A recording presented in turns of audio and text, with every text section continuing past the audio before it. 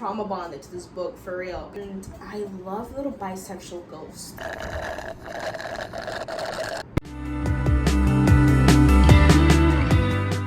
Hi friends, welcome back. Or welcome if you're new here. My name is Mari and today we are doing a reading wrap-up. This is my first ever reading wrap-up and I'm kind of nervous. I'm not sure how the girlies do it, but I thought I would do like, I will read you guys a synopsis and then I'll give you guys my overall thoughts of the book. I also want to disclaim that I will not be giving out any star ratings. I just don't like them. I feel like they're very personal. I could rate a book 3 stars. I think that's a good book, but you could think, oh, that's a bad book or something like that. And I know there's a lot of just a lot of perceived notions about 3-star ratings and just ratings in general. And yeah, I just don't want to use them. I want to leave that behind. I'll be giving you guys the pure vibes. That's what I've been bringing you, vibes to this reading wrap-ups. With that being said, I will have my iPad here with me because I read a lot digitally, and so I thought I will read the synopsis from my iPad and then give you guys my thoughts on them. I also have some physical books. The first book that I read on the month of November was On the Savage Side by Tiffany McDaniel. Arcade and Daffodil are twin sisters born 1 minute apart. With their fiery red hair and thirst for an escape, they forge an unbreakable bond nurtured by both their grandmother's stories and their imaginations. Together, they create a world where a patch of grass reveals an archaeologist's dig. The smoke emerging from the local mill comes to dust rising from wild horses galloping in the ground, and an abandoned 1950s convertible transforms into a time machine that can take them anywhere. But the two sisters can't escape the generational chaos that grips their family. Growing up in the shadow of the town, the sisters cling tight to one another. As an adult, Arcade wrestles with these memories of her life. Just as a local woman is discovered drowned in the river, soon more bodies are found. While her friends disappear around her, Arcade is forced to reckon with the past, while the killer circles even closer. Arcade's promise to keep herself and her sister safe becomes increasingly desperate, while the powerful riptide of the savage side becomes more difficult to resist. This book also tells the real-life event of 6 unsolved murders that happen in Ohio. This book should come with the longest list of trigger warnings, by the way. There's a trigger warning for literally anything you can imagine. There is sexual abuse, there is drug abuse, there is graphic scenes of violence. Fair warning, if you guys read this book and you guys come across a character, the highwayman, skip that chapter. Don't even skim read, just skip it for your own personal health, because that's when the super graphic violent scenes will happen. And I wish someone told me this so I could skip it, because I will never get rid of that goddamn foot scene in that book. I love this though.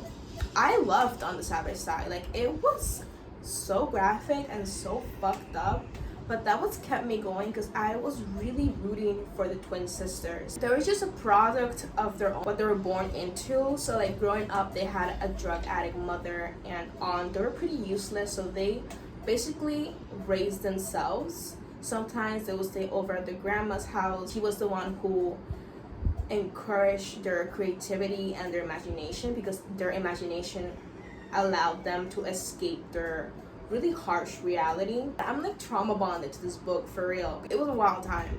And I actually have Betty by Tiffany McDaniel here, but knowing what I know now about her writing and her fucked up characters, I know this one comes with another long list of trigger warnings, so I need a minute before I get to this one. The next book I read was Writers and Lovers by Lily King. I finally read it. It's been on my TBR for literally a fucking year, and I finally read it. Everyone was telling me that I will love it.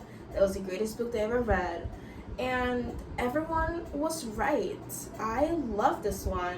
Literally 20 pages in, I knew it was gonna be a favorite, and that's what it is. It's my favorite of the year. Really quickly, I'll give you guys a synopsis. It says, blindsided by her mother's sudden death and racked by a recent love affair, 31-year-old Casey Peabody has arrived in Cambridge, Massachusetts.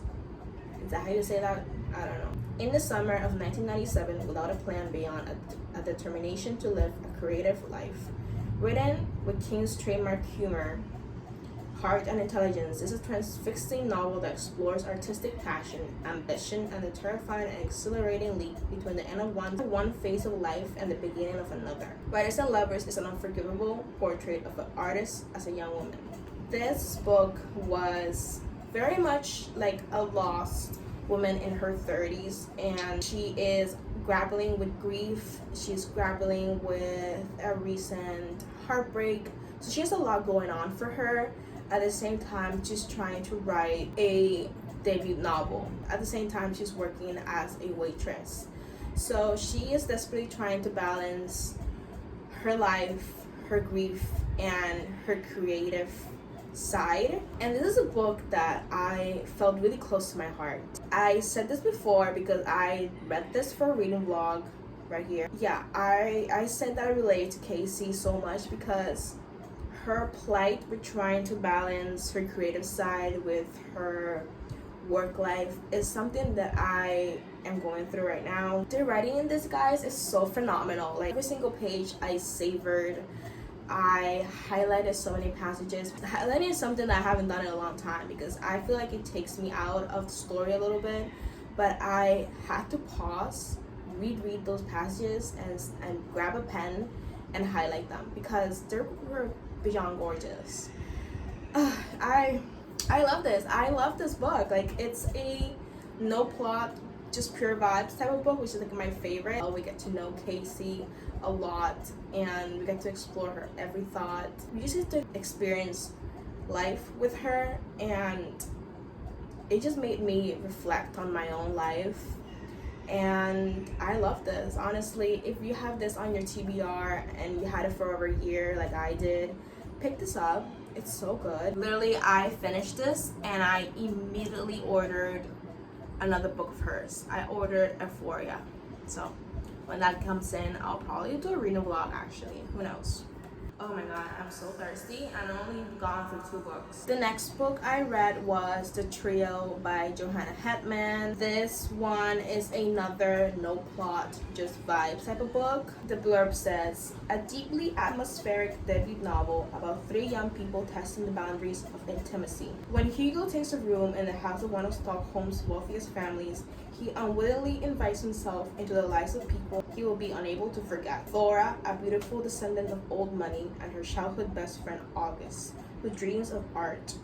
None of them have anything in common, but find themselves irresistibly drawn to each other.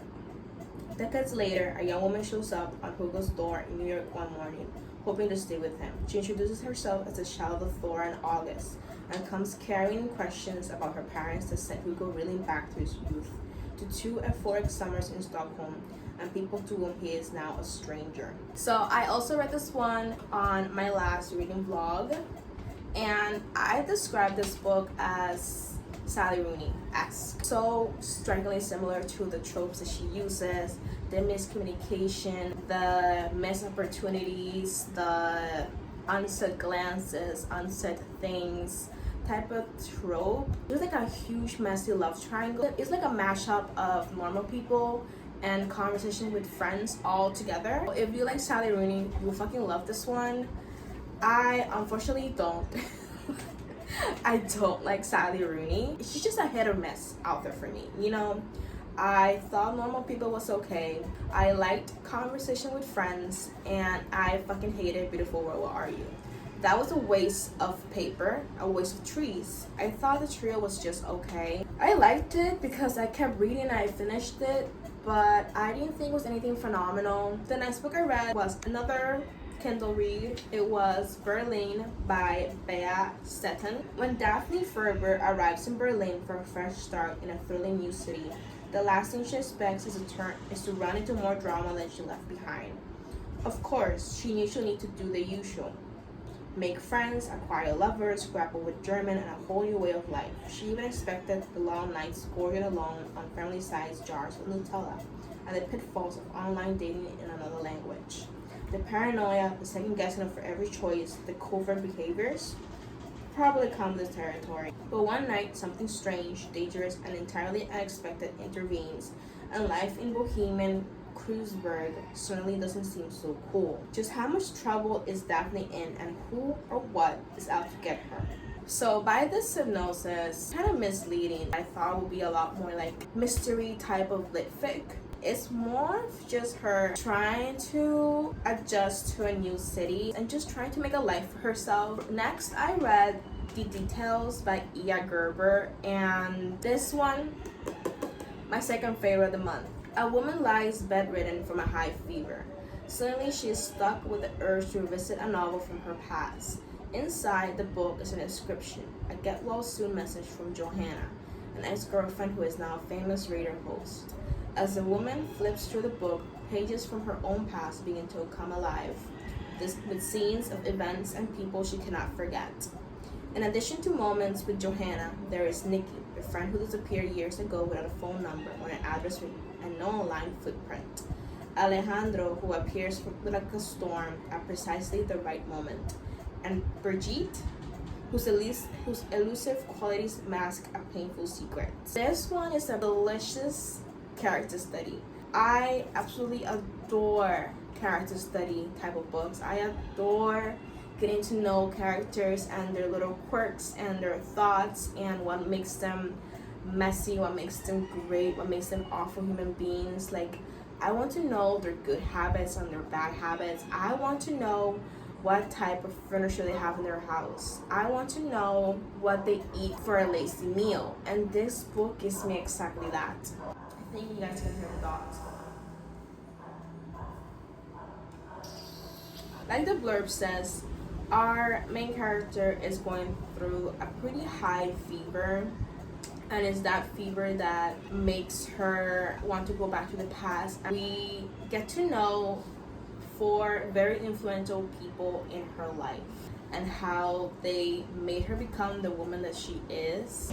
Take a shot every time I say no plot, just vibes, but this was another no plot, just vibes type of book. If you're looking for like a short book to finish your Goodreads challenge and catch up, pick this one up. You're gonna have a good time. It's only 120 pages. You can read this in a sitting if you want, if you're a faster reader than I am. Really, really, really enjoyed this one. Next, I read Briefly A Delicious Life by Nell Stevens. Blanca falls in love with George Sand the moment that she first sets eyes on her, kissing Frederick Chopin in the garden of an abandoned monastery in Mallorca. It's the winter of 1838, and Blanca has been haunting the village of Valdemosa since her untimely death hundreds of years earlier.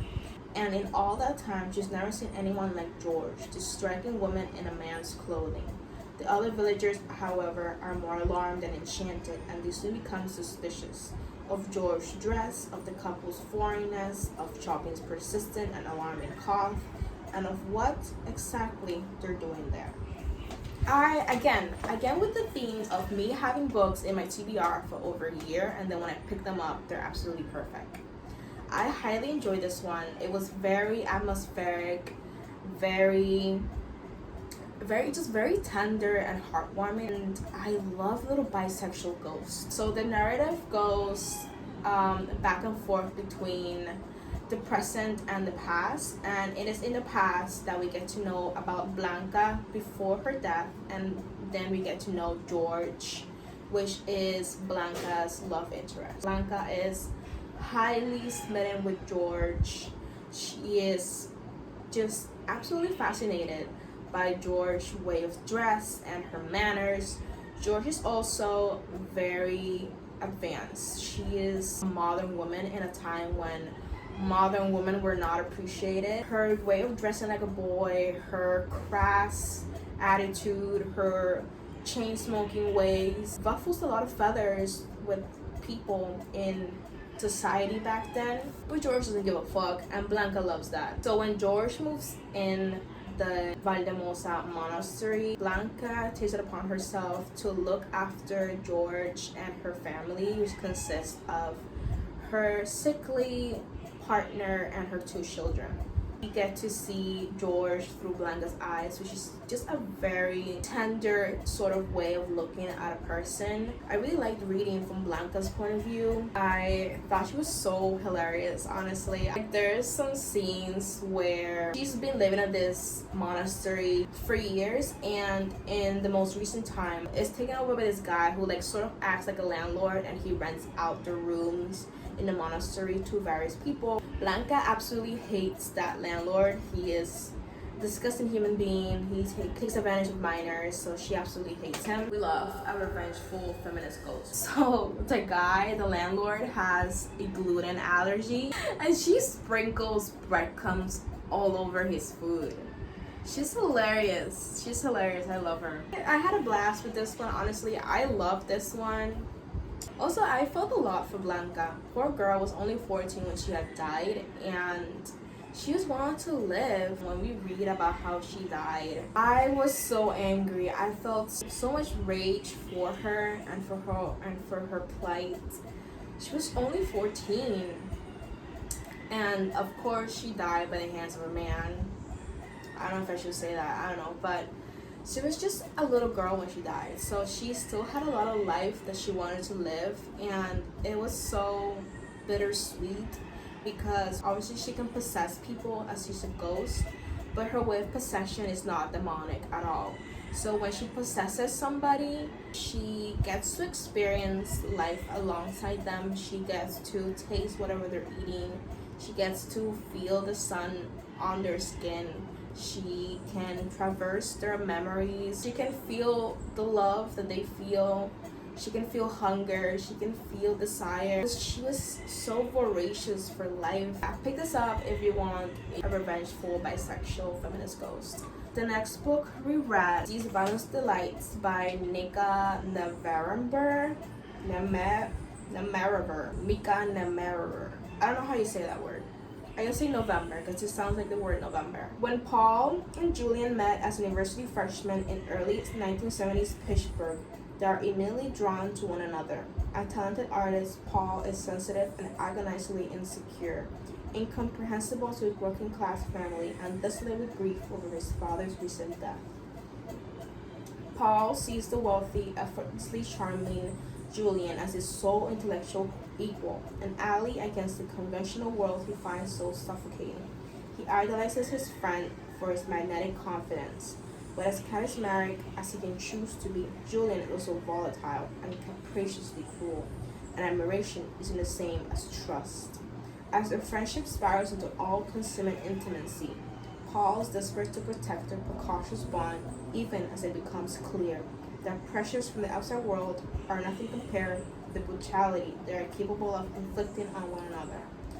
Separation is out of the question, but as their orbit compresses and their grip on one another tightens, they are drawn to an act of violence that will force the young men to confront a shattering truth at the core of their relationship. These Violent Delights is a incredibly dark academia book. I will put this up there with like books you should read during the fall. So like books up there with like The Secret History. Paul and Julian, they quickly become friends and then they quickly become partners. Completely wrong for each other, but they are still so obsessed with each other. Even though Paul is insecure, he is quite dark. He still controls and manipulates, and Julian is the same. He's controlling and manipulating. So those two characters together, insane. Shout out to codependent, obsessive relationships. Spoiler alert, maybe. They murder somebody, and it's fucked up their reasoning for murder, because they think like since their relationship is falling apart, it's because they do not trust one another at all. They love each other, but respect and trust is not there. And so they think to regain that trust, the trust that they never had, but to like introduce trust into a relationship, that they have to kill somebody, because they think the act of secrecy of covering for one another will make them trust each other. I read this one on my Kindle, and I feel like I would like to buy a physical copy just so I can go slower on it, because I was trying to race the clock because my Libby hole was expiring. But I really want to buy a physical copy just so I can slow down and just take it easy and read certain passages, because there were sometimes some things that happened and I was kind of lost. I also want to just go in and dissect the relationships. I talked about this book with a few people, and they was telling me their theories about Julian and Paul and the relationship, which I find so interesting. The last book that I read in November was Gossip Wand by K-ming Chang. It's a short story collection with themes of Taiwanese myths, family, queerness. There's a lot of talk about bodies, like generational memories, and like a bit of trauma as well. Honestly, I love K-ming Chang. I read Bestiary last month, and I absolutely love this one. I adore this. I'm gonna read you guys the synopsis really quickly. In Outland, a steamy stream of aunts adjust to American life by sneaking kisses from women at temple, buying tubs of vanilla ice cream to prepare for citizenship tests, and hatching plans to name their daughter Dog. In the chorus of dead cousins, ghost cousins cross space, seas, and skies to haunt their live cousin, wife to a storm chaser. In Sifu, a woman-in-law tortures a wife in increasingly unsuccessful attempts to rid their house of her. In Mariela, two girls explore one another's bodies for the first time in the belly of a plastic shark, while in Virginia Slims, a woman from a cigarette ad comes to life. And in Resident Aliens, a former slaughterhouse serves as a residence to a series of widows, each harboring her own calamitous secrets. The thing with K-ming Chang is that she loves to mix surrealism with everyday. Her writing is quite crass. I really liked how she will describe something that's normally described as beautiful into a crass type of way. For example, this is not a direct quote, but she will describe kissing as just knocking mouths together, and she'll make it into quite violent act. So they'll be kissing and then they'll be knocking each other's teeth out. Some type of blood will be drawn, and I absolutely love that. And also the thing with K-ming Chang's writing is that you have to go with the flow. You can't get hung up about the things you don't understand. The surrealism and the magical realism in her books, it's heavy. It's really heavy, but it's absolutely gorgeous, hilarious, a little bit absurd as well. So that you guys can fully understand K-ming Chang and her way of writing is, I'm gonna read you guys a couple quotes that I highlighted on my Kindle. So I highlighted this quote, and it says, "She cried so hard and so long that the sea came forward and punched her out for spending so much of its salt." Tell me that's not fucking hilarious. I also highlighted this quote. "I had an aunt who wanted to name her daughter Dog because that's what Americans love most of all." So K-ming Chang is also Taiwanese. She embeds a lot of Taiwanese myths and stories in her writing. A lot of the myths have to do with animals, and in this quote, which I absolutely love, says, "Several years ago, the women of our tribe hanged themselves with their own hair to avoid being captured by the Qing Dynasty Dutch-Japanese army, and even after the bodies were cut down, their hair kept growing from the branches, vining and perming into a generation of snakes, a lineage of spines. Don't whistle at night," she said. "The snakes will arrive and breathe you. They don't remember us anymore. They don't answer to their names. They will fang into anyone they find." I just had a good time with this, and I think once you let yourself be swept away by her magical and enchanting prose, you will love K-ming Chang. Okay, so that is all that I read for the month of November. It was 8 books total, which is an okay month for me. I usually read around 10 or 12 books, but it's fine. I did read a couple chunkers. I usually stick to less than 200 pages, or 300-page average. 500 to 600 pages is a lot for me. And I read 2 of those bigger books, which was On the Savage Side and These Violent Delights. So for the month of December, I got 4 physical books that I want to get through this month. So I accidentally put 2 Kazuo Ishiguro books in my December TBR. I originally wanted to read Never Let Me Go. This will be a read for me. I remember I read this one for the first time like 2 years ago. So I just want to revisit this one. I remember really loving this. So I have vivid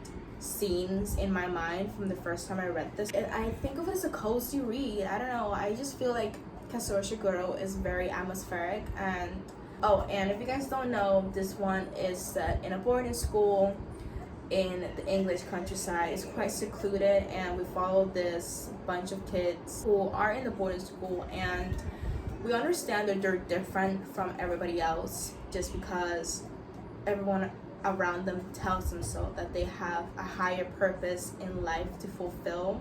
Their classes are also quite weird and eccentric, and so they grew up with this mystery around them, and we are also trying to figure out what is their mystery. So I also want to add another Kazuo Ishiguro. This has been on my TBR for quite a long time. So I bought this one over a year ago. I think I bought this one in New York when I went for the first time last year. Oh yeah, I did. I bought this one in Postman Books in Chelsea Market. I love that bookstore, honestly.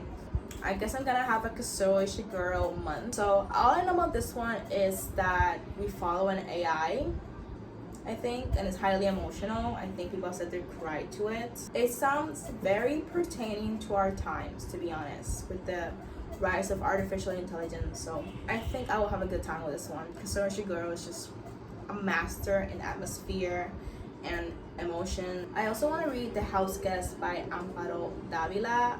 This is part of my autumn TBR, and I know it's technically winter, I think it is, or it's coming to be winter, and so I'm running out of time, but it doesn't really matter. There are no seasons here in Puerto Rico, so it's still autumn for me, and we're gonna continue to read my autumn TBR as long as I can until it's officially spring. And I know this is a short story collection. I know this author gets compared to Edgar Allan Poe and Shirley Jackson. She's said to be quite masterful in creating nightmarish situations. Quite short as well, so this one will be great to just pick up every now and then, maybe every night, and read a short story every single night. The last physical book on my TBR for December is Strega by Johanna Like Home. I'm pretty sure I'm saying that completely wrong. First of all, the cover, gorgeous. So all I know about this one is that it's set in a remote town. A couple girls work in this hotel or motel, and I understand it's always empty until there's a party at the motel that they work at, and after the party all the girls disappear. That sounds amazing. I'm not going to lie, that sounds amazing. This has also been part of my TBR for the longest time. On my Kindle, I got a couple library holds. I think I got only 2 because I want to keep my library holds on the minimal this time around. I want to continue focusing on finishing my physical TBR. So I briefly mentioned this one earlier, but I have Organ Meats by k-ming Chang on my Kindle. If I read this one this month, this will be the fastest time I've gone through an author's backlist, because I read Bestiary in October, I read Kazuo in November, and then I will read this one in December, so that's 3 months. I'm gonna read the synopsis quickly. Ooh, okay, so it follows best friends Anita and Rainy. The girls learn that they are preceded by generations of dog-headed women and woman-headed dogs whose bloodlines bind them together. It's literally being compared to Elena Ferrante's Neapolitan series, which is like a deep dive into female friendships. So, filled with ghosts and bodily entrails, this is a story about the horror and beauty of intimacy, written in k-ming's Chang's signature poetic and visceral lore. Yeah, I'm gonna have a good time with Organ Meats. So, that's Organ Meats by k-ming Chang. Next, The New Me by Hallie Butler. I don't know much about this one, honestly. I just know that I've been seeing this cover ever since I joined Bookstagram like 2 years ago. I've been seeing this cover every other day. 30-year-old Millie, who is quite lost in life. She is just doing the same old every day. She is quite depressed. She has nothing going on for her. It doesn't say so in the synopsis, but if I'm not mistaken, I think this book is also about Millie trying to become this girl that she starts obsessing over, I think through social media. Do not quote me on that, I actually don't remember, but this sounds good. This sounds good. It's being compared to my year of resonance and relaxation, which I absolutely love. It's literally one of my favorite books of all time. So I think that's it. I think I said all I want to say. There was a huge disclaimer at the beginning of this video, but this is my first wrap up and my first TBR video, so I'm hoping you guys enjoyed. I hope I spoke well. I feel like I'll be editing this later and I'll be like, why the fuck didn't you say this about this book? I'm gonna leave you guys here. Once again, I hope you guys enjoyed this video. Talk to me about what you guys read. Let me know what's your favorite of the month. Let me know what's your least favorite of the month. I don't think of a least favorite. Oh, Berlin by Setton will be my least favorite of the month. I think my favorite of the month is definitely Writers and Lovers. I'll see you guys in the next one. Bye.